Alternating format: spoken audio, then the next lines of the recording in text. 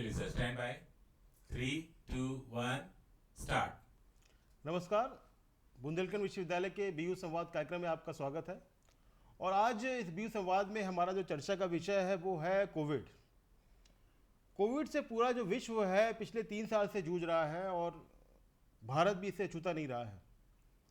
पिछले 2 साल में हमको आर्थिक स्तर पर और भी बहुत स्तर पर नुकसान झेलना पड़ा है और अभी फिर देखने में आ रहा है कि कोविड की जो तीसरी लहर है वो दिल्ली में दस्तक दे चुकी है। इस चुनौती से हम कैसे निपट सकते हैं, इसको लेकर के आज हमारे साथ में एक्सपर्ट हैं।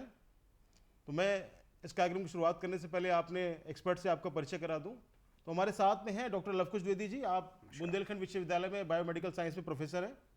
इसके साथ ही मीडिया का क्या रोल है इस कोविड की चुनौतियों से निपटने के लिए, उसके लिए हमारे साथ में युवा मीडिया के हमारे पास में पैनलिस्ट हैं Hrithik Patel news state channel के माध्यम से लगातार कोरोना अवेयरनेस के कार्यक्रम चलाते रहते हैं। तो मैं इस कार्यक्रम की शुरुआत करता हूं डॉक्टर लवकुश द्विवेदी से। सर ये बताइए कि 2 साल हमने इसको जो देखा, उसके बाद में भारत सरकार ने भी और मेडिकल ने भी कई प्रकार के प्रयास किए, लेकिन बार बार जो ये रिवर्स करके आ रहा है, इसका सर आपको क्या लगता है कि क्या कारण है सर? एक्चुअली कोरोना महामारी जो है वो एक वायरस जनित रोग है और जिस वायरस के कारण ये कोरोना हो रहा है, ये कोरोना वायरस एक फैमिली है और एक आरएनए वायरस है। और आरएनए वायरस होने के कारण जब ये किसी व्यक्ति को इन्फेक्ट करता है, किसी के शरीर में जाता है, तो वो उस शरीर में रहते हुए अपने आप में बदलाव लाता है, जिसे हम म्यूटेशन कहते हैं। तो उस म्यूटेशन की वजह से इस कोरोना के स्ट्रेन में बदलाव होते रहते हैं और ये आगे भी होते रहेंगे।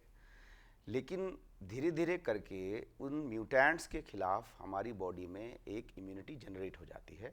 वो इम्यूनिटी इन्फेक्शन से भी जनरेट हो जाती है। अगर कोई इन्फेक्ट हो चुका है और वो उससे सर्वाइव कर गया है तो उसके अगेंस्ट इम्यूनाइज हो जाएगा, या हम वो इम्यूनिटी वैक्सीन के थ्रू भी जनरेट कराते हैं, जिसको कि हम इंड्यूस्ड इम्यूनाइजेशन इसी से सर जुड़ा हुआ एक और प्रश्न था कि पिछले 2 साल में वैक्सीन ड्राइव भी बहुत ज़्यादा चली।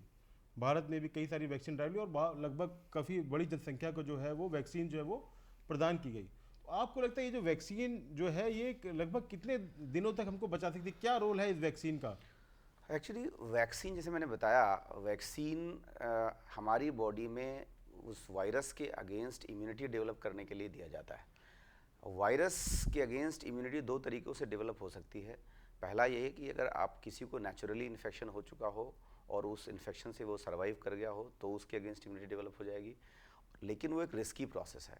इससे इन्फेक्शन के बाद इम्यूनिटी बचने के बाद ही डेवलप हो सकता है व्यक्ति ना बच पाए, इसलिए वैक्सीनेशन किया जाता है जो इंड्यूस्ड इम्यूनाइजेशन का प्रोसेस है। और होता ये है कि वैक्सीनेशन के थ्रू हम उस कोरोना वायरस को ही बॉडी में इंट्रोड्यूस करते हैं, थोड़ा सा मॉडिफाई करके, जिससे कि बॉडी उसके अगेंस्ट रिहर्स्ड हो जाए, उसके अगेंस्ट वो अपना किस तरह से इम्यूनिटी डेवलप करनी है इस चीज़ की प्रैक्टिस कर ले, और जब कभी भी नेचुरल इन्फेक्शन हो तो बॉडी के लिए वो वायरस नया ना हो, बल्कि बॉडी उसको उस तरह से ट्रीट करे जैसे कि वो पहले उससे मिल चुकी है। डॉक्टर साहब एक क्वेश्चन और पूछना चाहूँगा कि क्योंकि आप रिसर्च से जुड़े हुए हैं, इनोवेशन सेंटर बुंदेलखंड यूनिवर्सिटी में आप लगातार काम करते हैं और कई सारे आपके स्ट्राइट प्रोजेक्ट जो है इसी प्रकार की वैक्सीन से और रिसर्च से जुड़े रहते हैं। तो आप थोड़ा सा प्रकाश डालिए कि जो हायर एजुकेशन सेक्टर है, तो हायर एजुकेशन सेक्टर में रिसर्च में इस प्रकार को हम कोवैक्सीन को लेकर के कुछ कर रहे हैं कि नहीं कर रहे हैं सर? नहीं, वैक्सीनेशन तो देखिए रिसर्च का ही आउटपुट है। जो भी वैक्सीन जब बनी है वो हमारे रिसर्चर्स की ही देन है और इतनी जल्दी जो है वो वैक्सीन्स आ पाई मार्केट में महामारी को देखते हुए, ये रिसर्च का ही देन है। जहाँ तक रहा सवाल बुंदेलखंड यूनिवर्सिटी या हमारे स्ट्राइट प्रोजेक्ट के माध्यम से हम क्या कर रहे हैं, तो चूँकि वैक्सीन बना लेना ही एकमात्र उपाय नहीं हो सकता है कि इस वायरस से या कोरोना से बचने के लिए इसके और भी तरीके हैं, जैसे लोगों में जानकारी लाना, या बाय द वे किस तरह से अपने आप को बचा करके रखा जा सकता है, प्रिवेंटिव अप्रोच क्या होनी चाहिए जिससे कि व्यक्ति कोरोना में जो है वो ग्रसित ना हो पाए या उससे बचा रह सके। और साथ ही साथ वैक्सीन के अलावा भी और क्या डाइटरी इंटेक होनी चाहिए, जिससे कि खान पान में कुछ ऐसा लिया जाए।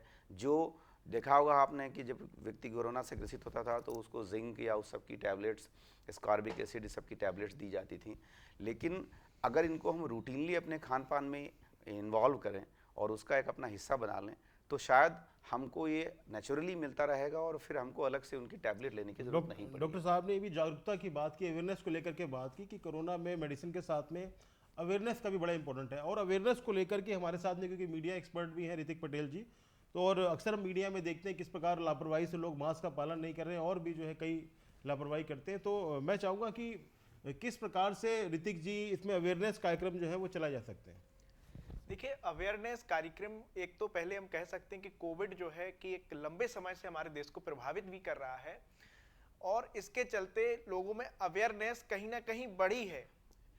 लेकिन जो लेवल है बढ़ने का वो बहुत स्लो ग्रोथ रेट के साथ होता है। जैसे कि अभी केसेस दिल्ली और नोएडा में निकलने लगे हैं जहां पर, तो वहां से हम लोगों को जो मध्य भारत के लोग हैं या फिर जो साउथ का जो एरिया है भारत का, वहां के लोगों को पहले ही जो है अटेंटिव हो जाना चाहिए उस चीज के लिए कि वो किस तरह से अपना बचाव अभी से अपना मास्क लगाना स्टार्ट कर दें, लोगों से मिलना जुलना कम कर दें। लेकिन अभी इस चीज को हम लोग कहीं सीरियस नहीं लेते और इसकी कहीं ना कहीं वजह है बिल्कुल ऊपर से ये चीजें शुरू होती हैं। गवर्नमेंट भी अपने तमाम कार्यक्रम लगातार कराए जा रही है। अगर गवर्नमेंट ही अपने कार्यक्रमों में रोक लाएगी, जो यहाँ के पब्लिक फिगर बने हुए हैं लोग, वो लोग अगर कहीं ना कहीं इन चीज़ों पे प्रकाश डालेंगे, मीडिया भी कहीं ना कहीं, मीडिया का भी इसमें क्या है कि जो नेशनल टीवी हैं वो अभी इन चीज़ों को ज़्यादा हाईलाइट नहीं करती हैं, जबकि उन्हें अभी से अगर इन चीज़ों को हाईलाइट करें तो कहीं ना कहीं इसका प्रभाव अलग पड़ेगा, लोग जागरूक होंगे।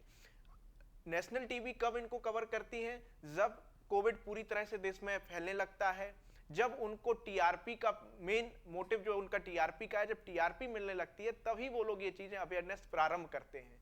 और कहीं ना कहीं हमारे सोसाइटी का भी नेचर ऐसा है कि किसी चीज का जब तक प्रभाव पूरी तरह से घर के दरवाजे तक ना आ जाए, घर में ना आ जाए, तब तक हम लोग सचेत नहीं रहते हैं। लगातार शादी समारोह भी हो रहे हैं, तो इसके लिए क्या है कि अभी से गवर्नमेंट को एक्शंस भी लेने चाहिए। तमाम जो सोशल वर्कर्स हैं उनको, खासकर पॉलिटिशियंस को, इन सभी लोगों को, जब सभी लोग मिलके हर क्षेत्र से आएंगे, केवल एक क्षेत्र से नहीं, जब हर क्षेत्र से इसकी अवेयरनेस की प्रारंभ, जब देखा कि देश में कोरोना किसी प्रदेश में, राज्य में निकला है, तो उसके आसपास के जो जिले हैं उन लोगों को सचेत हो जाना चाहिए। वहाँ के जिलाधिकारियों को अपना कड़ाईता से पूरी करनी चाहिए। तो ये सारी चीज़ें रहती हैं।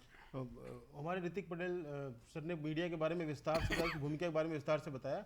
सर, एक अंतिम क्वेश्चन आपसे पूछना चाहूँगा कि अब बच्चों को वैक्सीन को लेकर के भी सर लगातार प्रयास चल रहा है, तो बच्चों की वैक्सीन को लेकर के क्या शंकाएं हैं लोगों में, और क्या सर आप, क्योंकि डॉक्टर भी इससे जुड़े हुए फील्ड से, क्या आप कैसे शंकाओं का समाधान किया जा सकता है? नहीं, बच्चों में एक्चुअली चूँकि देखिए 2 स्तर के लोगों में इम्यूनिटी कमज़ोर होती है। एक ओल्ड एज के लोगों में होती है और बच्चों में इम्यूनिटी कमज़ोर होती है। तो उनको हम ऐसी कोई वैक्सीन तो नहीं दे सकते जिससे कि वो उनकी कमज़ोर इम्यूनिटी का लाभ उठा करके वो उनको नुकसान कर सके।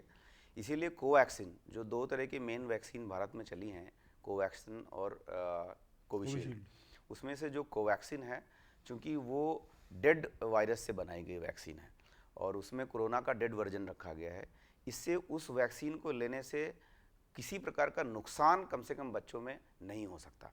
इसीलिए सरकार भी कोवैक्सीन ही जो है वो बच्चों को देने के लिए बोल रही है। और ठीक है, बच्चों को देना ज़रूरी है क्योंकि इन्फेक्शन तो किसी को भी हो सकता है और ख़ास करके जिनकी इम्यूनिटी कमज़ोर होती है उनको होने के चांसेस और भी ज़्यादा होते हैं। इसलिए वैक्सीन को लेकर कोई भ्रांति नहीं होनी चाहिए और सरकार ने सोच समझ करके ही इस कोवैक्सीन को बच्चों के लिए अलाउ किया है और उसको लेने में किसी प्रकार का कोई नुकसान नहीं है और लेना चाहिए मेरी ओपिनियन में। डॉक्टर साहब ने बहुत बड़ी समस्या जो थी परिवारों की, बच्चों को लेकर के, उसको दूर किया और हमारे साथ में जुड़े, हमको समय दिया। मैं डॉक्टर साहब का और हमारे जो मीडिया के साथी हैं ऋतिक पटेल का, दोनों का बहुत बहुत धन्यवाद करना चाहूँगा कि उन्होंने कोविड विषय पर आकर के जानकारी दी, इसकी रोकथाम के विषय में चर्चा की, इस पर हायर एजुकेशन क्या कर रहा है और खासकर बुंदेलखंड विश्वविद्यालय का इनोवेशन सेंटर है उसको किस प्रकार से लेकर के सक्रिय है। तो आप सभी का बहुत बहुत धन्यवाद। फिर आपसे मुलाकात होगी। सभी का धन्यवाद। नमस्कार। नमस्कार, थैंक यू।